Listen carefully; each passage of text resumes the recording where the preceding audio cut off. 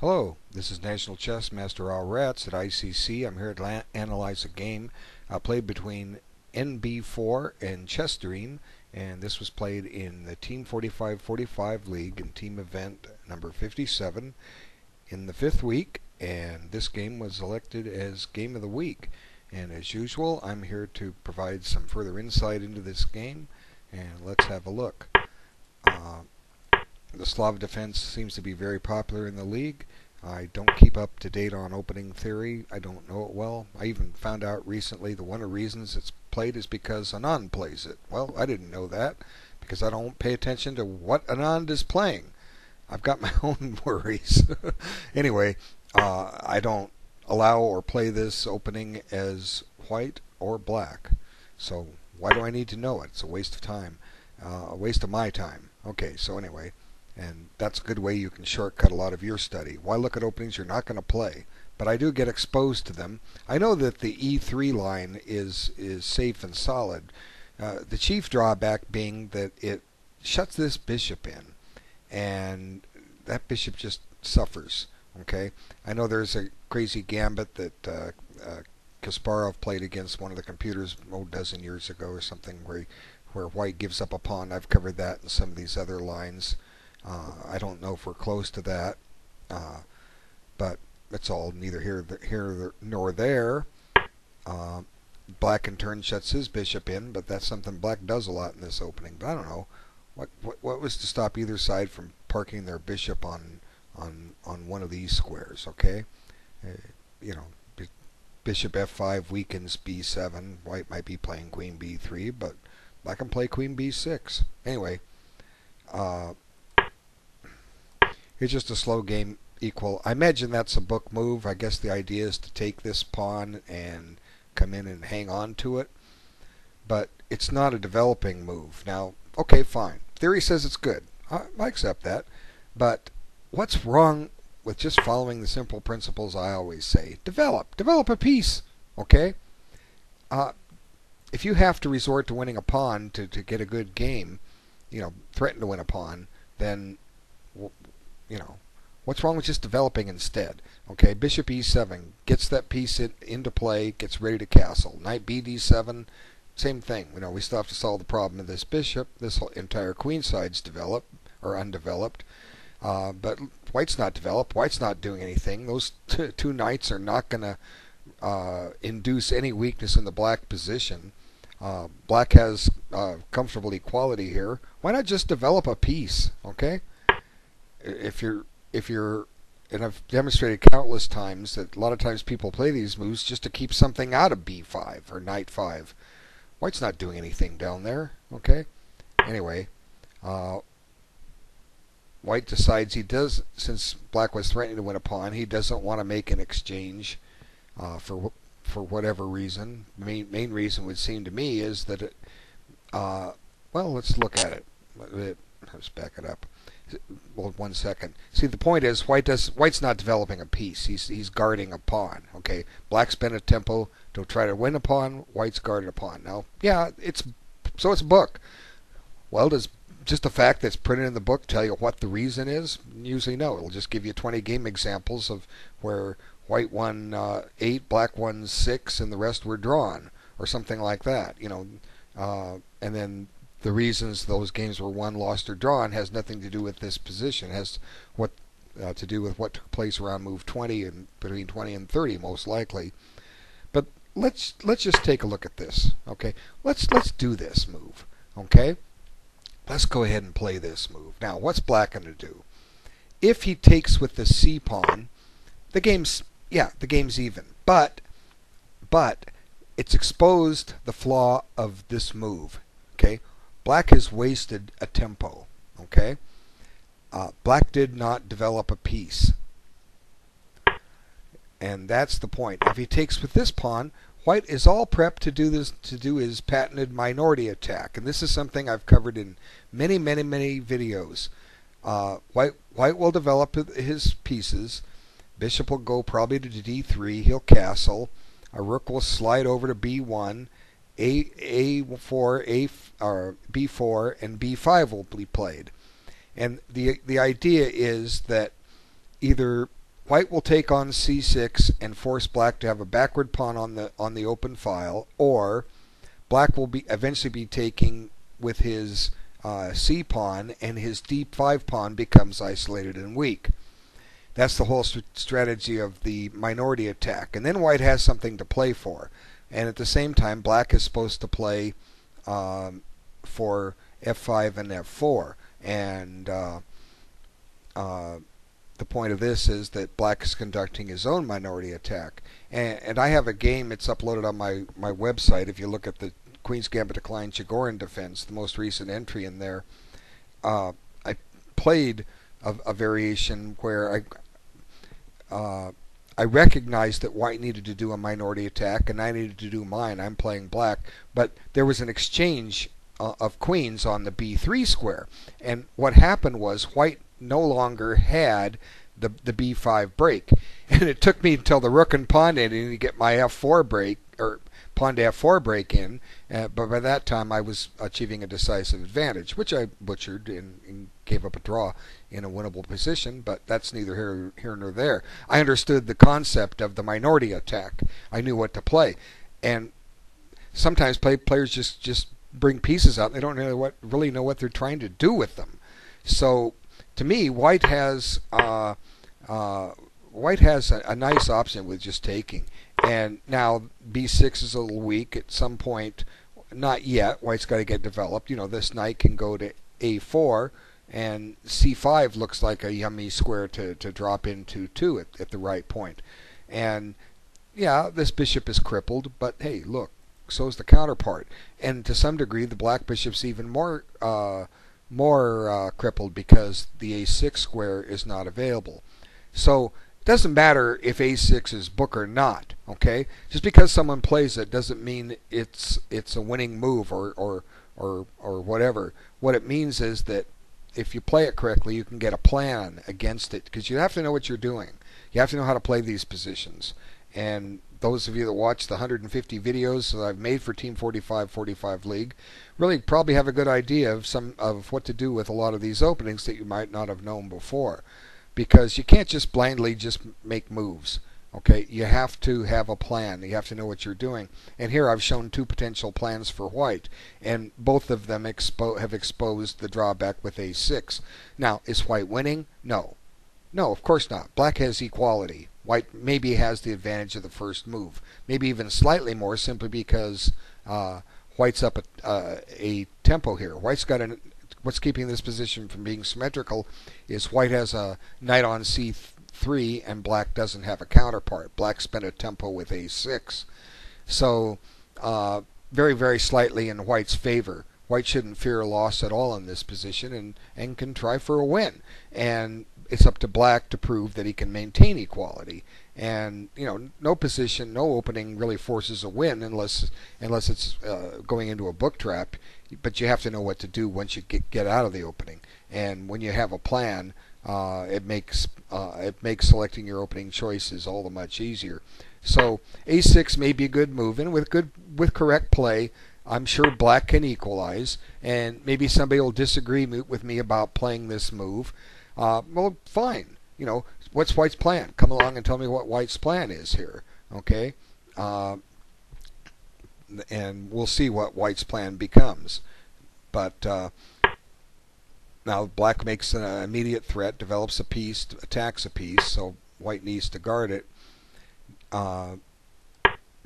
Black's developing. Good. Now both sides are developing. And there's tension in the center that neither side wants to release. Now, this is kind of a peculiar move. I'm not saying it's a bad move. I'm just saying it doesn't seem to fit. Okay? What's white trying to do? I was trying to figure that out myself. See, the natural square to develop the queen to is c2. This is the natural square. And black is not poised to put a knight on b4 and cause a fork, you know, picking up the bishop pair. So I think queen c2 is a better move. The game is very, very very, very equal, but white enjoys nothing more than the advantage of the first move. Black has not yet solved the question of what to do with this bishop, and that's keeping these rooks from being connected. You got to get your rooks connected.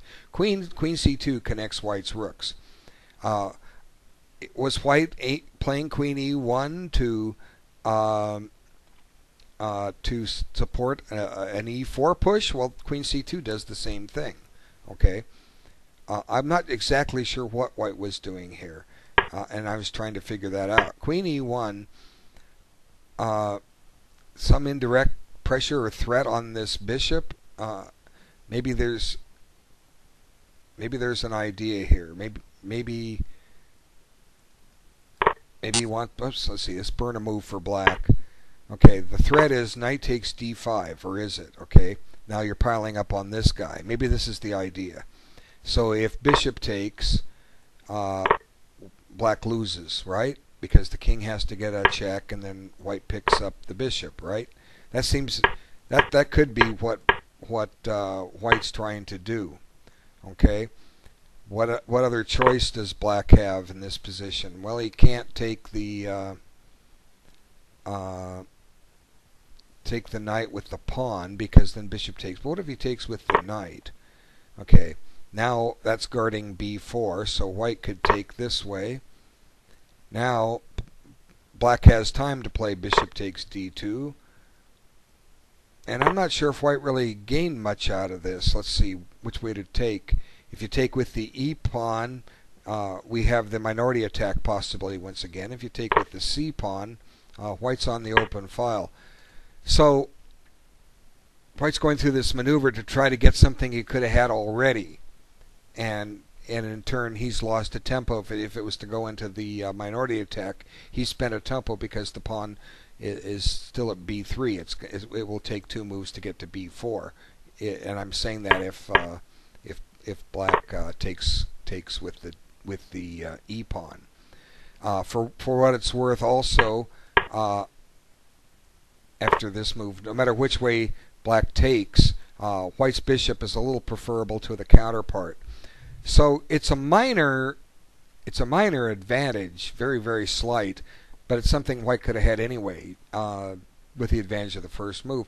But the whole drawback is that Black shouldn't fall into this. Okay, White's basically rolling the dice and saying, "I hope you don't see that I'm threatening knight takes d5," and just to set up a tactic right when you've almost completed your development, just for the sake of trying to steal a sneaky win and make a clever threat, it's going to bite you. Okay, development is the first thing. Get the pieces out. Okay, because if you make a threat, you can expect, especially if your opponent's reasonably rated, you can expect your opponent to see it. Yeah, there's always the chance he won't, but trust me, he'll wonder, well, what's he trying to do? I better look. Oh, look, there's a tactic. Knight takes d5. So Black doesn't fall into the trick. He retreats the bishop. Okay, now here's more of White's strategy. He's going to push this pawn. Now, this is a formation that's come up in a lot of these league games, and for the most part, I've always frowned on playing this pawn to queen bishop 5 line, simply for the fact that it allows the opposite player to break with e5 at some point, and it might be that this c5 pawn is weak, or that this d4 pawn becomes weak. And a couple of weeks ago in the game of the week, we had a case which is similar in the pawn structure to this. I'll mention it when we get there. But White in turn gets his e4 move in first, but didn't queen c2 plan to play e4 at some point? So the rooks still aren't connected, and Black takes. And here's the pawn structure like we had in that game out of the Kh1 defense, and that was a position where Black could have he castled, and White got this in, and it turned out White was fine. And even though it gave up the d5 square, it turned out that wasn't necessarily useful for Black to occupy, and it partly had to do with the fact that White had an option to take with the knight on d5. You'd have to look at that video to see the whole discussion. But this isn't quite the case, and part of the reason is because this queen is, just like I say, just a little bit misplaced.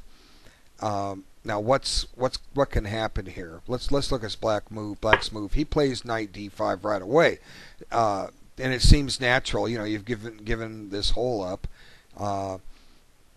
But whoops, I wanted to back up one. Let's just consider for an alternative this move, which doesn't seem that bad. Now White can go threaten mate, but Black can deal with that, and then maybe now occupy this square.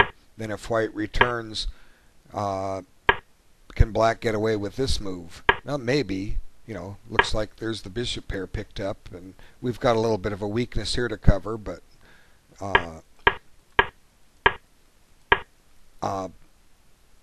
I think Black did fine by doing what he did, by not trading, because he wants to get that e5 break in.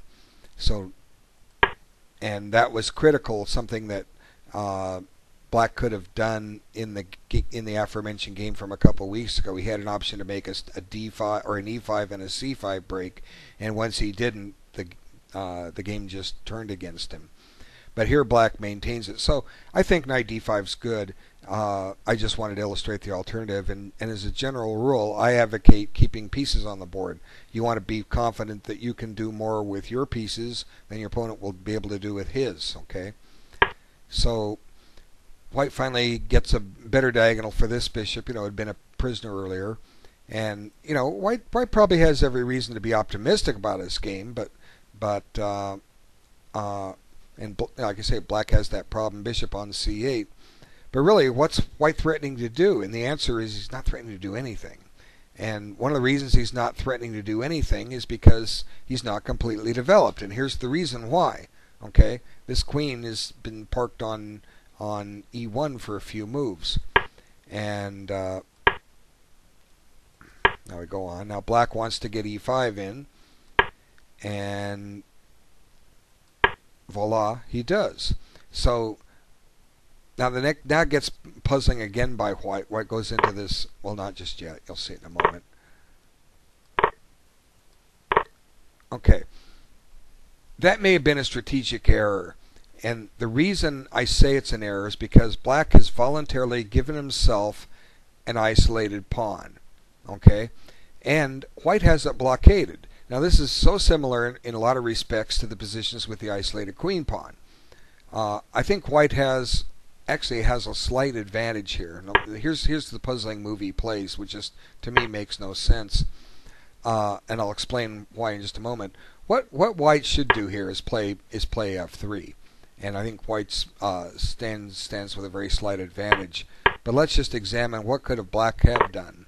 Well, if White takes, White doesn't have to take. What was White afraid of, or Black afraid of? Maybe this move.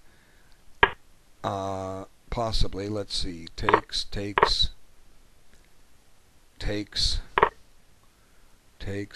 Now, do you want to keep the bishop, or, well, you might have to let him take it because rook e8 is threatened. So where are you going to put this guy? Here. Now, for what it's worth, White does have the better bishop. Oh, this is loose. Maybe he had reason to fear. So maybe his e5 break is a little premature. You know, I'm kind of unrehearsed on this. Maybe that e5 break's a little premature.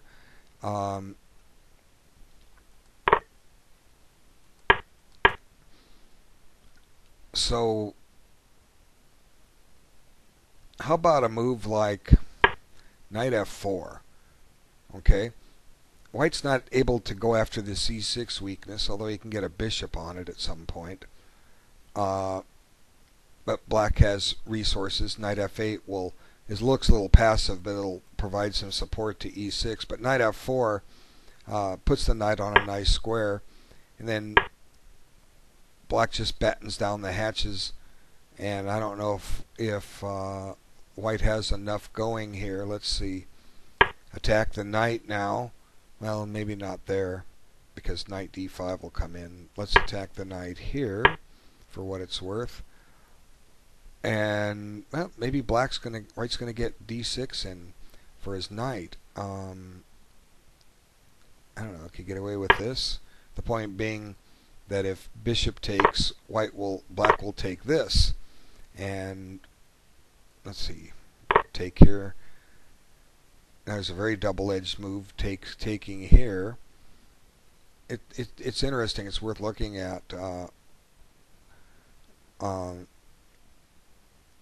If you take with the queen, the knight will go to g5. Yeah, this is intriguing. Then White gets this move, and I don't know. White's got to be very, very careful here. G3 allows Queen H3, game over, right? How does White defend? Now, I mean, it's one of those positions that is worth further analysis. It looks like both sides are taking their time. Let's back this up. Black a little more so. How long did he take on E5? Wait, we're not in the right position yet.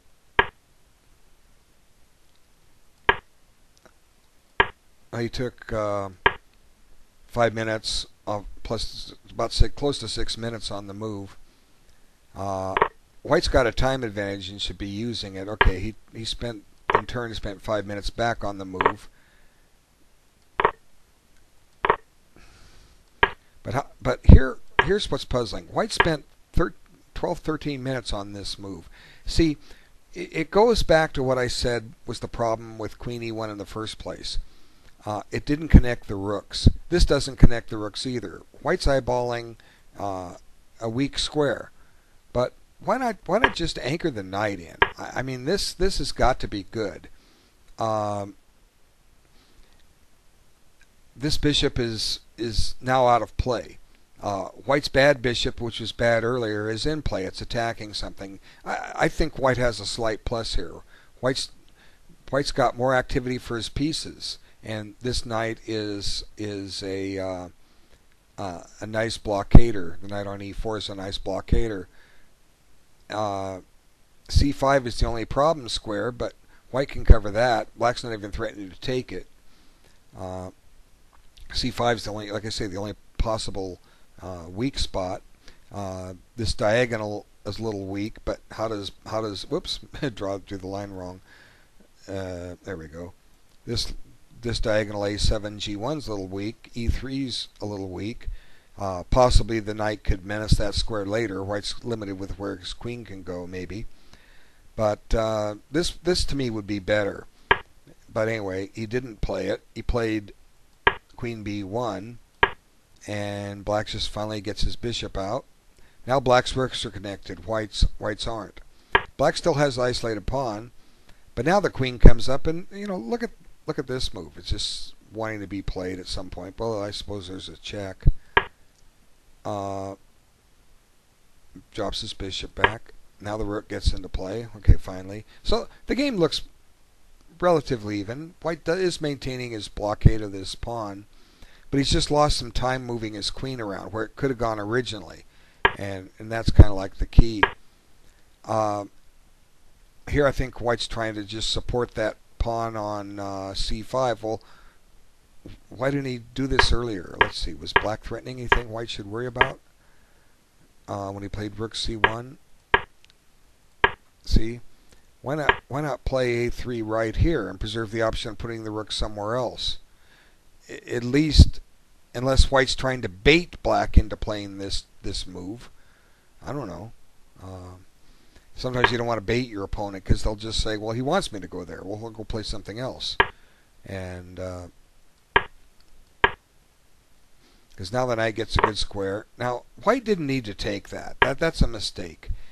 Just give this check, okay? If the king moves, what does White need to worry about? Well, the only piece to really worry about is what can this knight do, and this knight really can't do anything. It could potentially give a check here at some point, but not now. It's twice covered. White could just play a move like rook e1, That'll further overprotect E2. You know, the knight's nice there, but doesn't need to be eliminated. Okay, it doesn't. It doesn't, because it doesn't have a whole lot of mobility elsewhere. But still, the game is relatively even. But I think White was not right to get rid of it,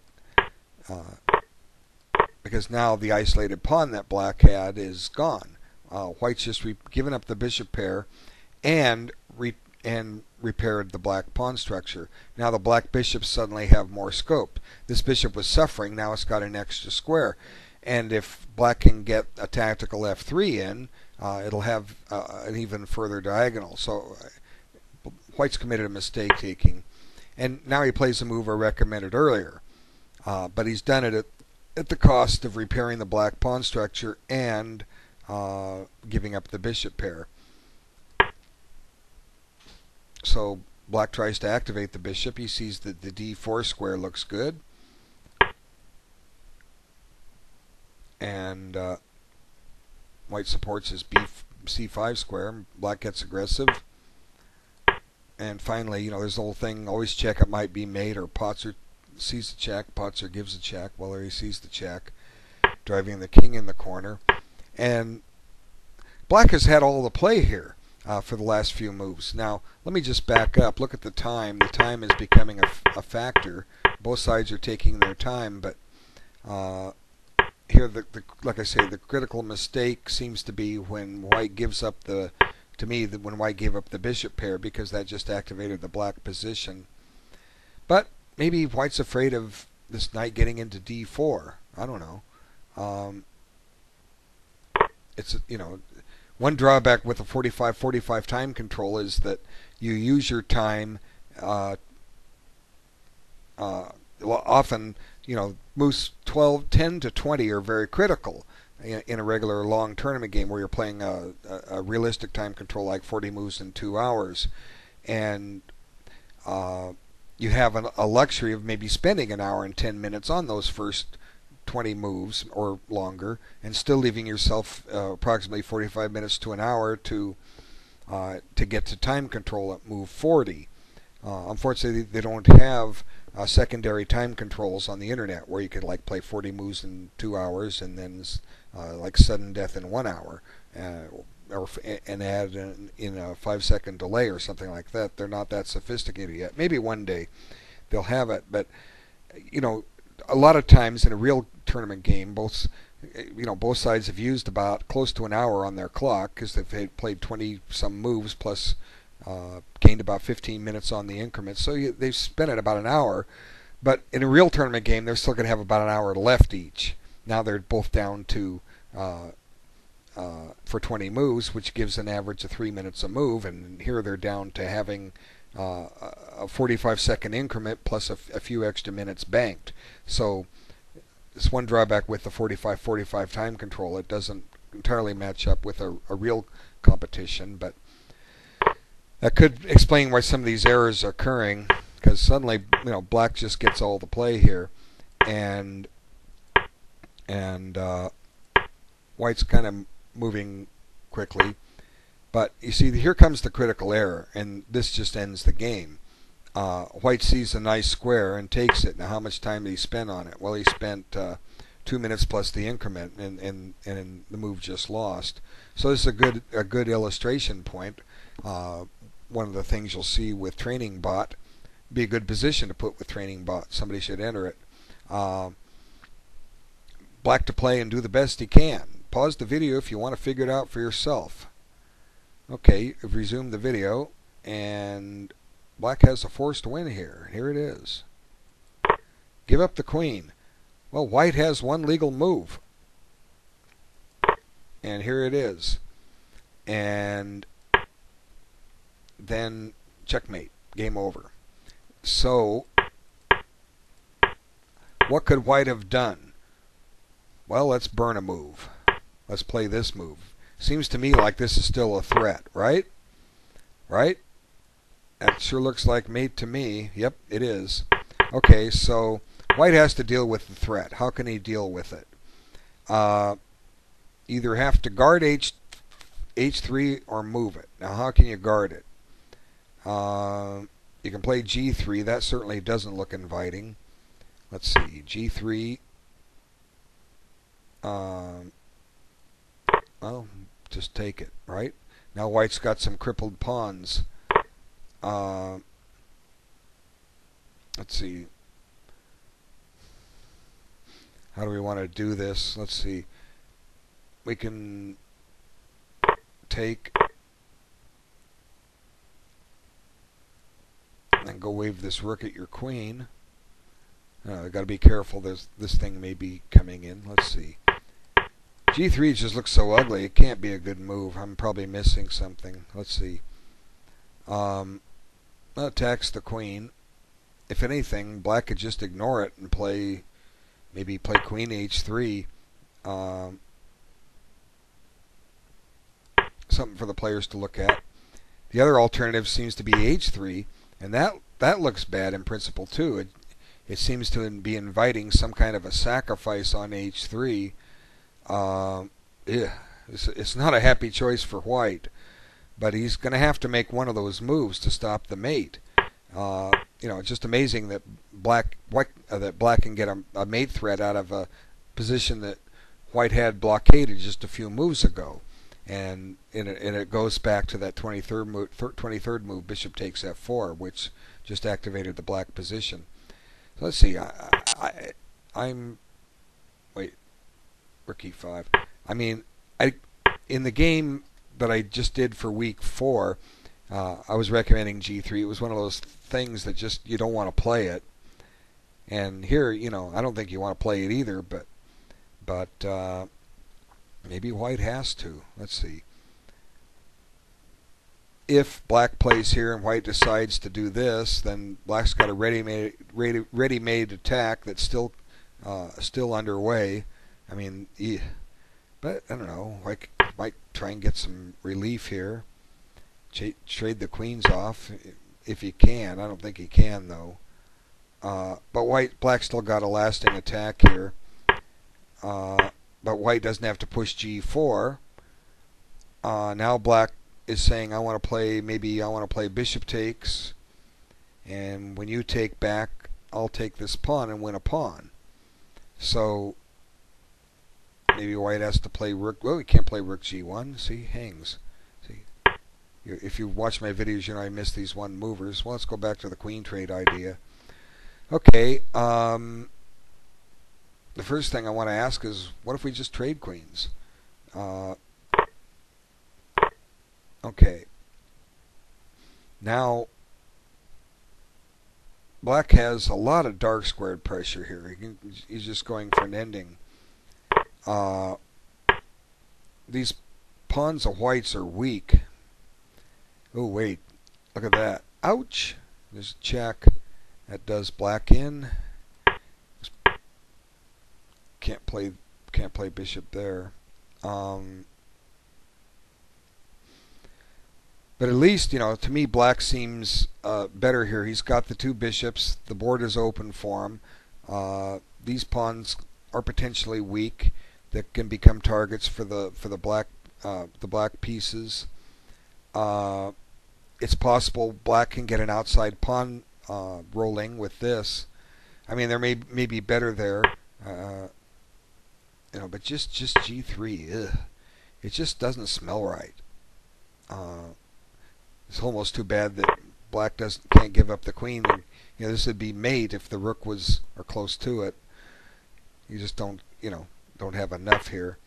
G3 just can't be good, but maybe he has to play it. I don't know. H3, one or the other. Take your pick. But there's definitely room for improvement. I don't think White played it all that particularly perfectly. Give some different ideas rather than Queen E1, and the idea of maybe not playing B3 and taking here, but it still worked out. These moves aren't bad enough to win. I mean, to cost you to lose or cost you from winning, but they were designed to show that White has a plan. This is White's plan, and and it turned out what White's plan seemed to work. Let's just back up a little bit. The last critical point was when he took the knight. Like I say, let's just give this check. Now, if Black wants to trade, that's an alternative too. Well, let him trade. Okay, let him take so that your queen comes up and takes its place. So let's go ahead and play b4 here. Let's just. I got to watch out. Remember, I talked about e2. You got to watch out for that square. And here's my idea to go ahead and play this. Now let's see if Black liquidates.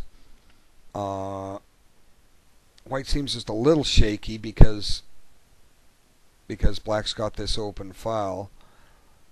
So since he has the open file, let's double. But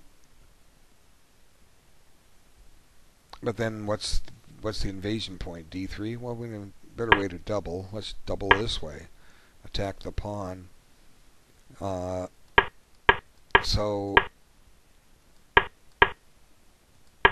you know, give the check.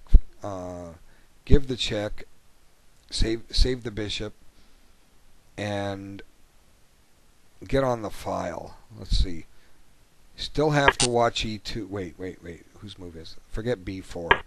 c5 is covered. We need development. Let's oppose that file before this thing gets out of hand. Okay, take. Now, like I say, trade the queens. Well, White doesn't have to trade queens. White could bring his queen back to c2 here. That helps help protect e2. And this bishop here on c7 is a little embarrassed. Turned out to get in play because White opened up the e5 square. I would say, you know, the game's still even, but you know, I guess the lesson to be learned here is that White made exchanges that improved the scope of the Black pieces, and Black used that square. That e5 square was used twice as a launching pad. Okay, see, bishop goes to e5, and then the rook goes to e5. So White opened that square up for Black, and Black used it with great effect. So well played by Black. White, you played a very reasonable game. I've hopefully given you some ideas that you can try in another game. And I want to thank everyone for their time for having a look at this. Take care.